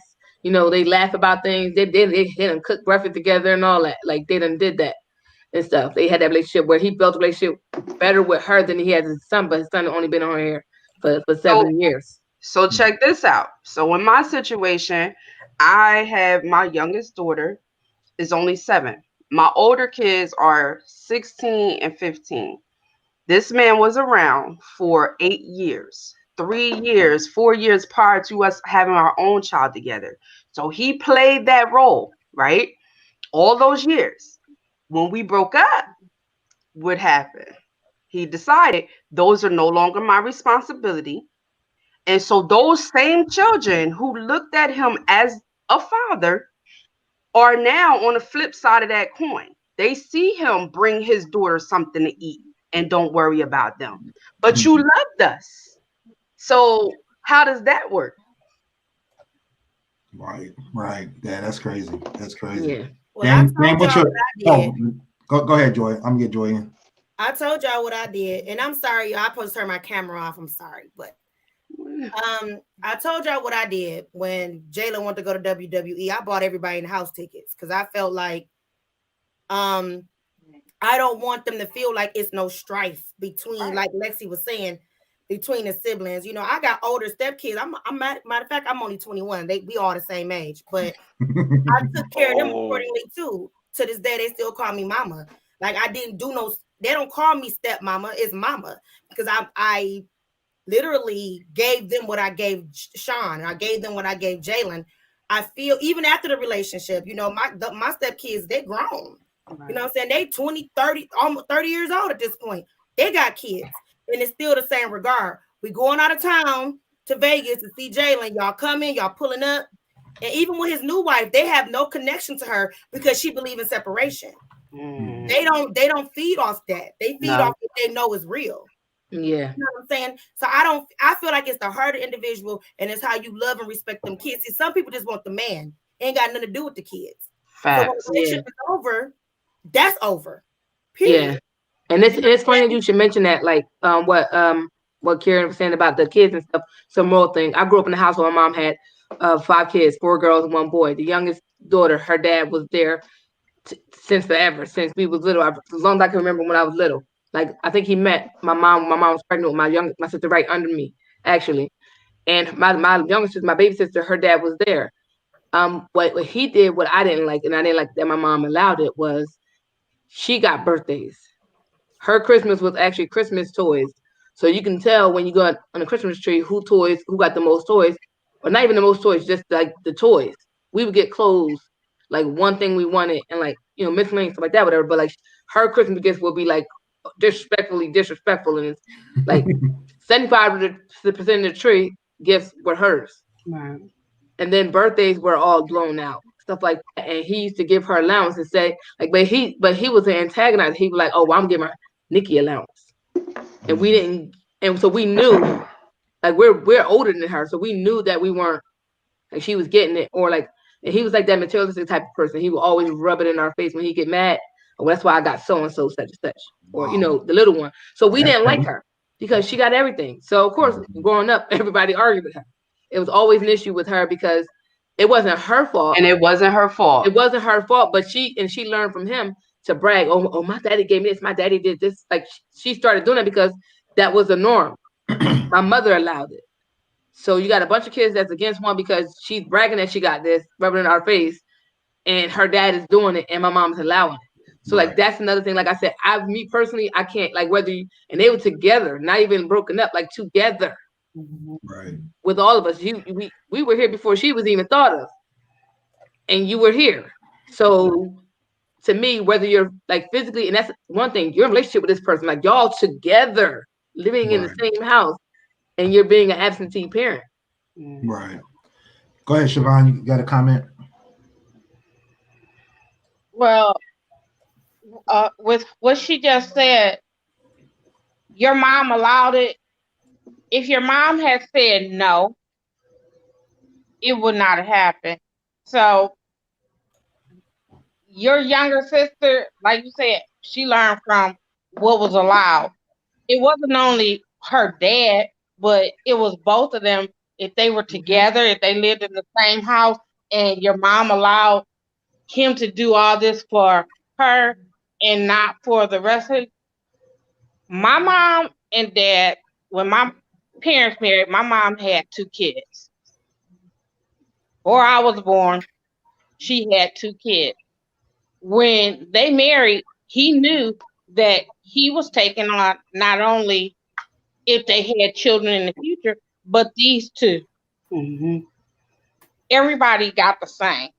My dad didn't allow his parents to do it, to make differences between us and my older siblings. Right. Yeah. He was like, no, if you can't get for all of my kids, I don't need you to get anything for this.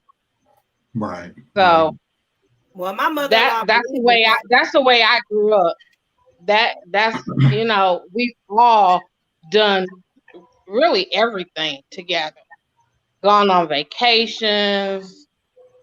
It wasn't, because those were not his kids, he wasn't gonna pay to make sure that they were able to do the same thing or whatever they wanted to do.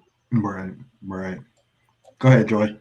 No, that's another reason why I want to swing on my mother-in-law, my ex-mother-in-law. I want to give her this work every day of her life. I don't care if she's 110, because you know they live forever when they evil. You ain't lying. Never lied. Donald Trump is still here, and I'm in playing. Let me tell you something. And Aaliyah is not. Let me tell you something. I done gave her this work before. Queen Elizabeth. But listen, what I'm saying is that she picked one kid and she stuck with that kid. Even while we was married. Hard times, she would bring my oldest son food and don't feed the other kids. Like that's what she did, but he allowed that. He allowed that. And that's another reason why we're not together, because he never protected us. You never put us first. You never made her respect what was going on. And I remember just last week, Sean and all of them was getting together and they was going over to her house to eat. And I was on the phone with Sean, because me and Sean, we the same age, you know. We was on the phone. 21. We was on the phone, the 20-year-old. We was on the phone. He was like, I'm about to go with my grandma. I was like, I dog walk your grandma. He said, Mama, that's weird. Like, who says it about a grandma? Your mama. She don't mess with y'all. Like, she doing it for face value, but it has no substance behind it. And at the end of the day, I don't believe in strife between siblings. That creates strife. That creates, and it took Sean and Amar a long time to get back to reconcile the difference. Yeah, because it was always the separation until Amar had his own kids, and she the same thing. And he had to go in there and redirect his grandmother because that's just what it is. I feel like we got to stop getting so comfortable in dysfunction and just think it's cool. Say that. My grandma wrong. Look, Preach granny, that. I ain't eat no more of these soggy greens if you don't treat my kids right. Like you can't listen. I was adopted. I was raised. My adoptive family had, when I got out of, my siblings is older. I got siblings like 55 years old.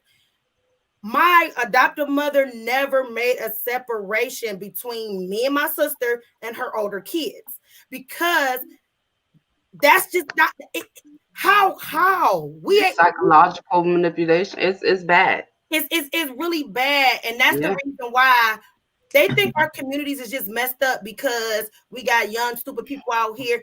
Imagine the mental bearings that these kids have on their minds at home and the stuff that they deal with. So now they learn survival of the fittest. Anybody out in these streets because ain't nobody in my house caring about the separation between the two. And I just want to say this, I'm gonna let y'all go, is that when I had dated Lucifer, when he had came in, I dated Lucifer, y'all, for real, in real life.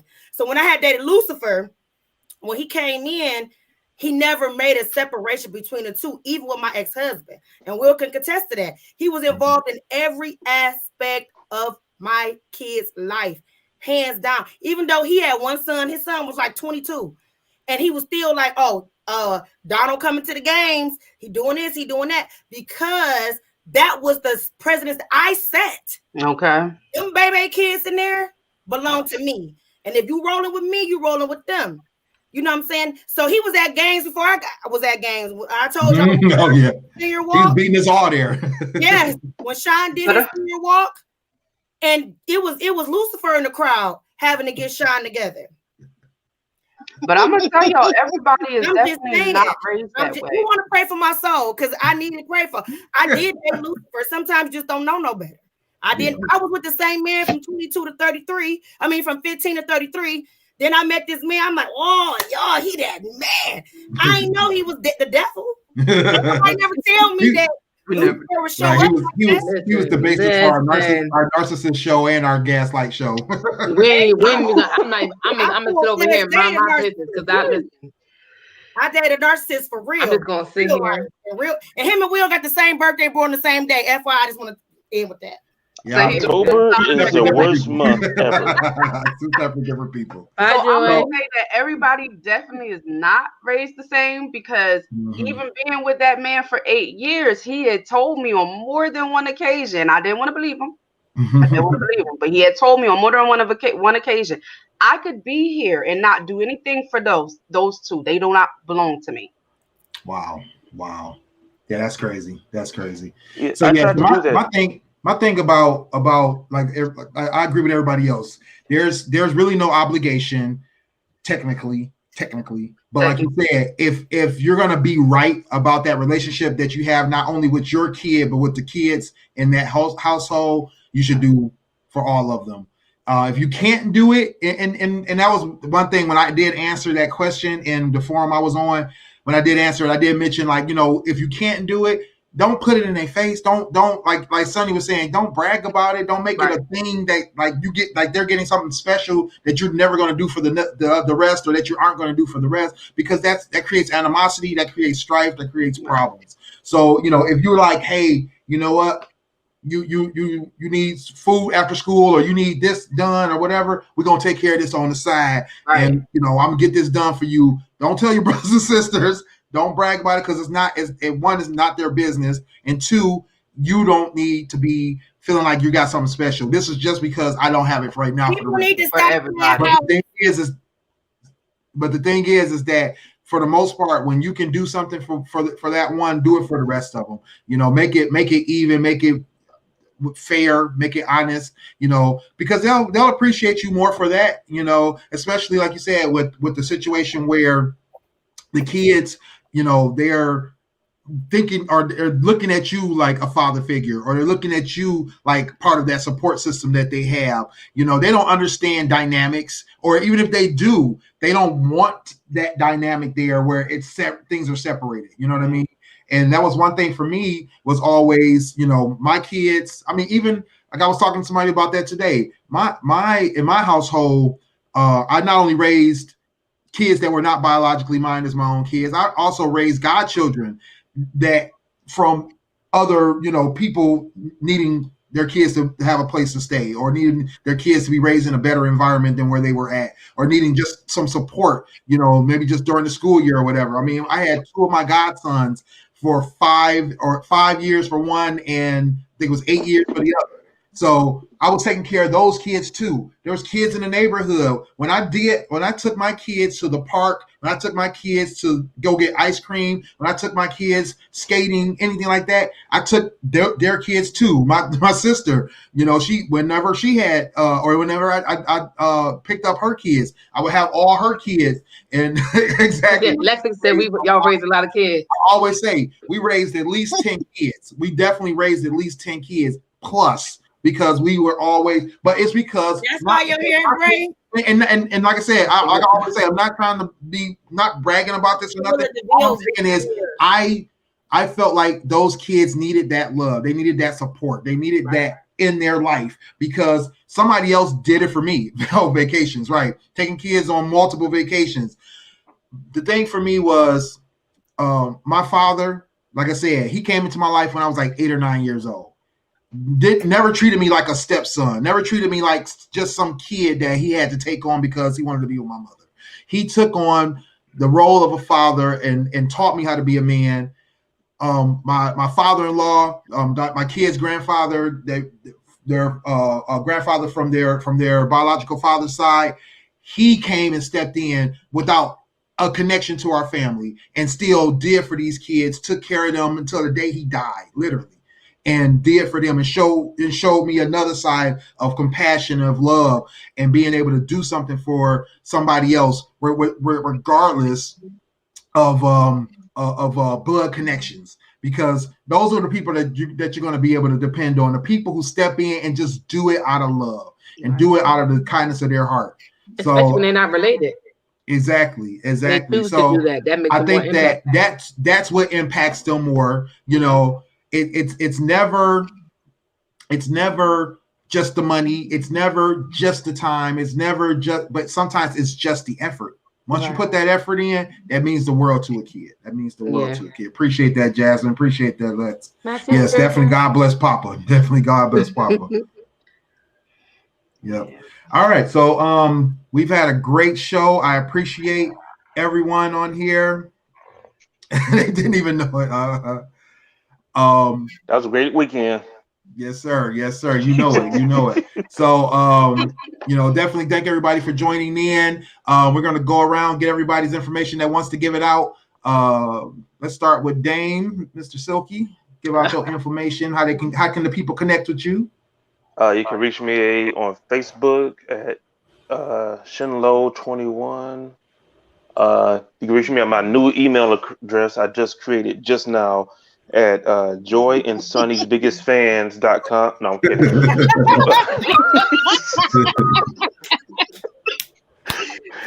You can reach me on OnlyFans, is it? I need to know because I'm just saying I gotta get prepared. Right. Lord, please, I'm about to start a OnlyFans. It's just my toes. I don't know. If you keep it up, I will make a fans only page in a minute. Right. All right. Next up, we got Keira. You can reach me, or you can follow me on Facebook at Keira Michelle, on Instagram at IamHer_1 and the number 1 at the end. And just for the craziness, the shenanigans, I'm crazy. I post a lot of nonsense, but I try to get the people to talk about some things. That's what we need to be doing as a community. So no doubt. Appreciate that. Chevonne, do you want to give out your info? How can the people reach you? Okay, you can reach me on Facebook at Chevonne Brawner.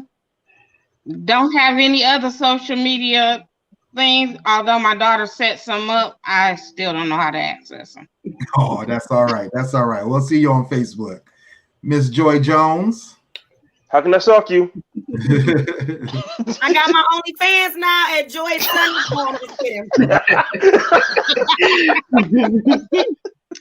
You can reach me at just Virtuous Joy on Instagram. And on Facebook, I'm just Joi with an I, Jones. So that's where I am. All right. No doubt. Miss Sunny.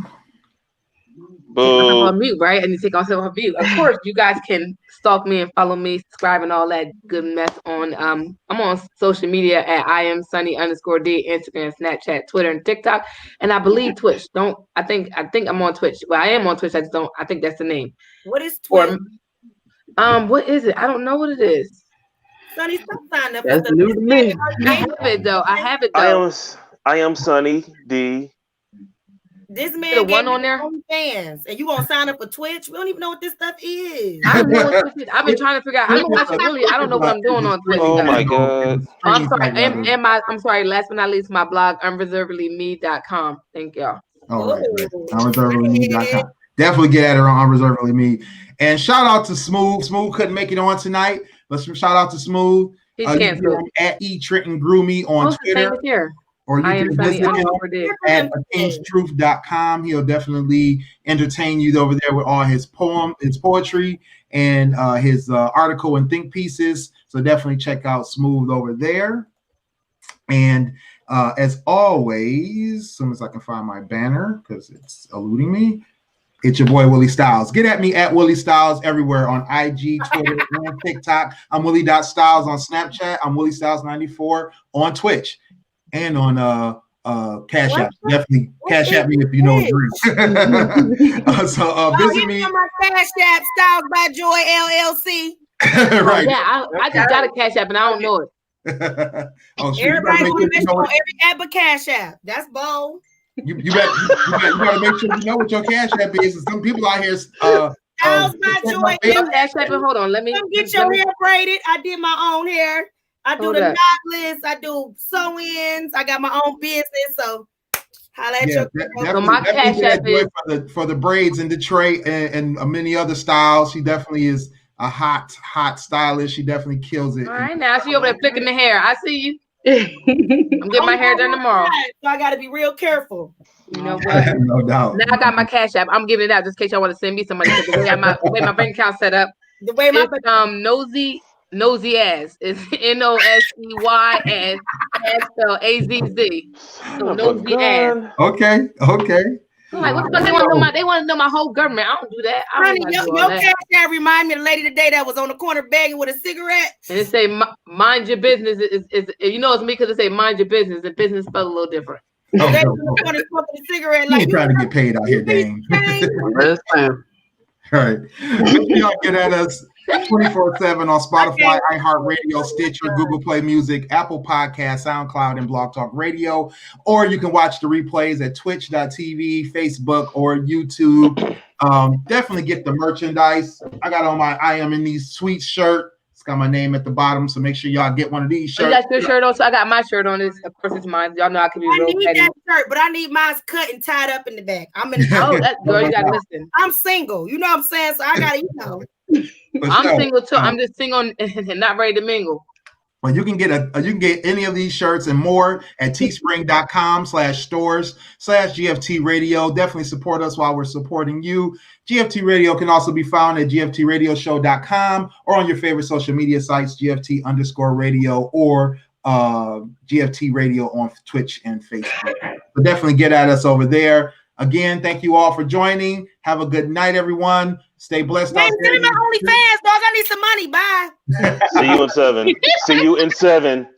All right. Bye, y'all. Yes, in the words of bye. Thank y'all for joining. 7 days.